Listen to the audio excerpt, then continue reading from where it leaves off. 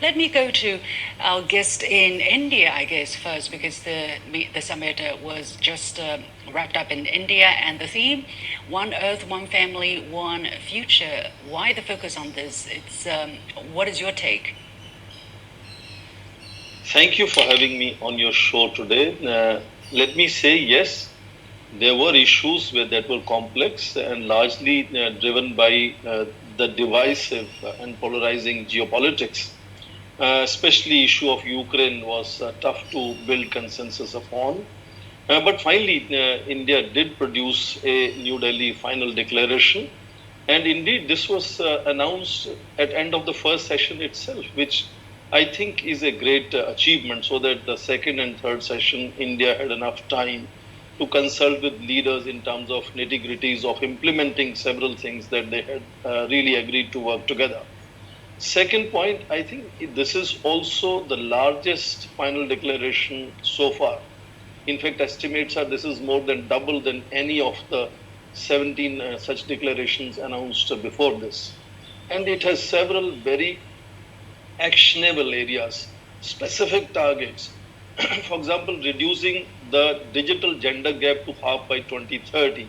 And several similar things are on example. And then I think third very quick point, as was reiterated by Indian leadership, to say, yes, geopolitics is influencing, but the mandate of G20, which is now 21, is not really to deal with geopolitics. The original mandate of G20, now 21, was to deal with macroeconomic trends and manage those.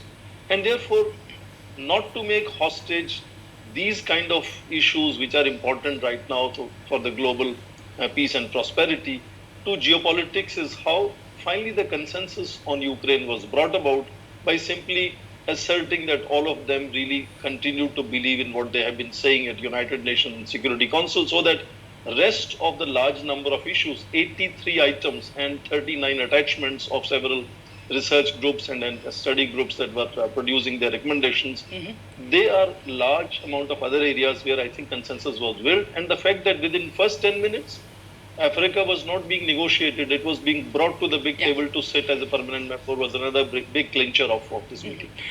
Professor Huang, what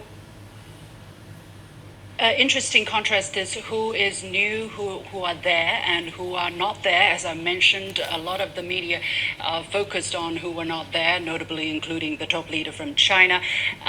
We'll get to that in just a moment, and also why possibly is driving China to make that decision to send the premier. But let's focus on the real issue. As all of us have mentioned, the world is in urgent need to tackle the real issues. For instance, in the declaration that was reached, there was this paragraph about fiscal stability. It says that we reiterate the need for well-calibrated monetary, fiscal, financial, and structural policies to promote growth, reduce inequalities, and maintain macroeconomic and financial stability. Professor Singh, how urgent is that in addressing the kind of economic or livelihood pressure that countries are facing around the world, regardless whether they are north or south? The cost of living, for instance, for a lot of people, is about the next meal. Thank you, Lucian, for bringing the focus to what is the core mandate of the G20 and now 21, which is to look at macroeconomics. And a whole lot of section of the final declaration, as you just mentioned, deals with these issues, whether it is trade or it is investments or it is fundamentally multilateral development banks requiring reformation. And a volume of part 1 study of experts group on this is attached with final declaration. The second volume is supposed to be coming soon, and therefore a virtual summit is proposed before end of Indian presidency in November. And fundamentally, a lot of new innovative ideas have been placed in the final declaration as to how to broad base the raising of capital. And incidentally, both the World Bank chief and IMF chief were sitting in the meeting as well. And not just, find new supporters and suppliers of capital in terms of going to, countries beyond G7, going to countries within, for example, private resources to be also sort of used for raising such capital, and also to expand the countries, expand the sectors in which World Bank should be, participating. We'll get to that in just a moment, really. Yeah, we'll get to that. We have very limited time. I'm going to ask my guests in India or China to react, and this is the kind of tit for tat or debate that is keeping us from making progress in important actions. Professor Singh, maybe you go first. Briefly, please. Yeah, yeah. Professor Singh, is there any way out of this? Who is the culprit?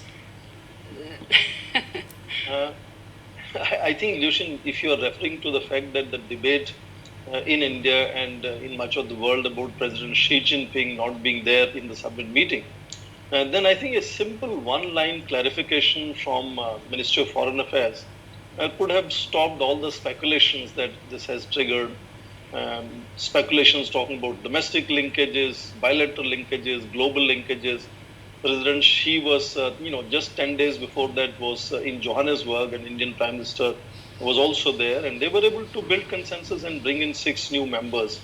But then Xi Jinping not being able to join a New Delhi summit did trigger certain speculations. This is bound to be. China is world's second largest economy, and particularly when it comes to implementing that consensus built in New Delhi, China's contribution will be required in that, because fundamentally this is not a binding declaration.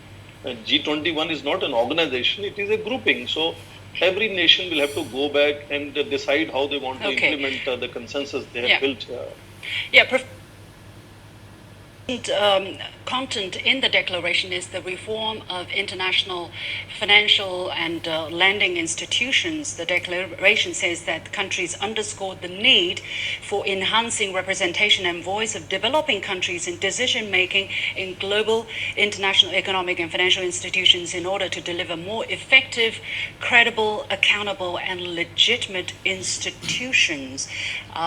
There are basically two parts. One part is about quota or voting rights among the IMF. The other is about extending the lending capacity of World Bank. Let's break it down here. First of all, on the reform of the voting rights in the IMF.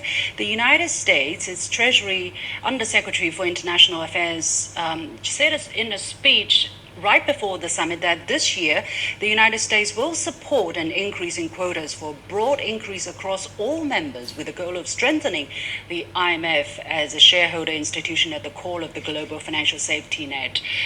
Professor Singh, so the US is acquiesced to demands by developing countries to increase their voice in the IMF? I think Bretton Woods institutions have no option but to reform. Otherwise, there are a lot of parallel institutions like New Development Bank, like Asian Infrastructure and Investment Bank, Asian Development Bank, and possibly new initiatives are going to come up. And you see final declaration from New Delhi talking about building a common consensus even on cryptocurrency. So the fact that world has changed, China today has GDP which is 16% of the global GDP, but only 5% weightage in IMF. Now this kind of distinction also is visible in case of India, which is now the 5th largest, going to be the 3rd largest economy. So it's not a matter of option, it's not a sweet choice for Bretton Woods institutions to begin to reform themselves. Including WTO, the dispute settlement arrangements have to be revived and strengthened is again provided in the final declaration. Yeah. So it's not a matter of option. Okay, Professor, big deal that's announced by the United States, Professor Singh, which is the project to link Europe, Middle East, and South Asia. Mr. Biden said it's a big deal. It's really a big deal, but how big of a deal is this? Is it really a big deal? I think as an idea, it's out of box, and I think a groundbreaking idea in that sense to build a global partnership for infrastructure investment. And for India, it is particularly a breakthrough because India has been trying to connect to West Asia and Europe. But because on the way come Pakistan and Afghanistan, the land connectivity has always been complex for India. And now here is an option of using shipping and railways to connect to West Asia and to Europe using that route, which is, as we say, if you double the speed, you triple your economy. So it's part of that prosperity drive that India now has had for several years. And last very quick point I want to add, I know there are several issues you're discussing today. Look at the relationship that has transformed between India and Middle East, countries of Middle East, UAE, Saudi Arabia, Iran, Israel, that often have difficulties among themselves, are all very good partners of India. UAE is the third trading partner of India, second largest destination for exports of India. Yeah. So Okay. linking to that region and from there to Europe is important for us. Yeah.